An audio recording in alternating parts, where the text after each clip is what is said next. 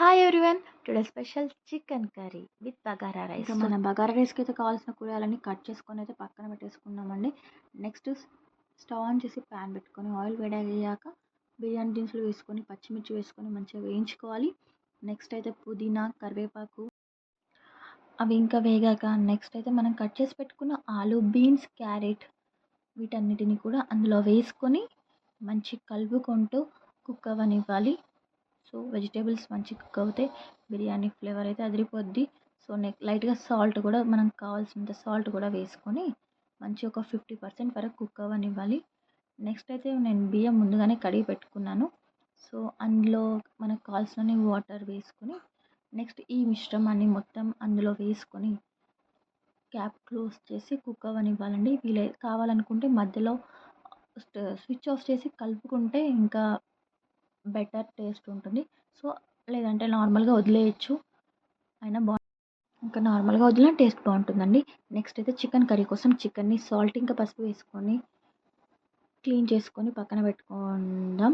So next అయితే stove on చేసుకొని pan పెట్టుకొని ఇంకా ఆయిల్ వేసుకొని ఆయిల్ హీట్ ఎక్కాక బిర్యానీ దినుసులు అన్నీ వేసుకొని ఆనియన్స్ ఇంకా పచ్చిమిర్చి కరివేపాకు వీటిని కూడా వేసుకొని మంచిగా ఉడికించుకోవాలండి. ఆనియన్స్ బ్రౌన్ కలర్ వచ్చేంత వరకు ఉడికించుకోవాలి. సో అప్పుడైతే గ్రేవీ చాలా టేస్టీగా ఉంటుంది. నెక్స్ట్ వచ్చేసి ఇందులో టమాటోస్ కూడా వేసుకొని టమాటోస్ని కూడా మగ్గించుకున్నాక మనం ముందుగానే కడిగి పెట్టుకున్న చికెన్ మిశ్రమాన్ని దీంట్లో వేసి ఆయిల్లోనే ఒక 2-3 మినిట్స్ వరకు మంచిగా కుక్ చేసుకోవాలి. అప్పుడైతే టేస్ట్ భలే ఉంటుందండి. సో అప్పుడే వాటర్ కూడా వేయద్దు, సాల్ట్ ఇంకా కారం పొడి కూడా అప్పుడే వేయద్దు. అలా చికెన్ కొద్దిగా ఆయిల్లో ఉడికినాక కారం పొడి ఇంకా ఉప్పు వేసుకొని మనం మళ్ళీ మంచిగా కలుపుకొని ఇంకొక 2-3 మినిట్స్ వరకు మంచిగా మగ్గించుకోవాలండి.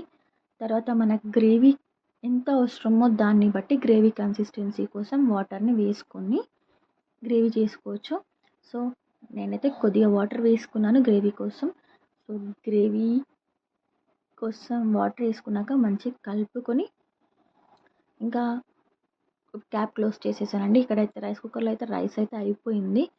సో బగారా రైస్ అయితే అయినట్టే. నెక్స్ట్ చికెన్ కర్రీ కూడా లాస్ట్లో ధనియా పౌడర్ వేసుకొని కొత్తిమీర వేసుకొని ఒక 1 మినిట్ ఉంచి స్టవ్ ఆఫ్ చేసుకొని తినేయడమే అండి ఇంకా.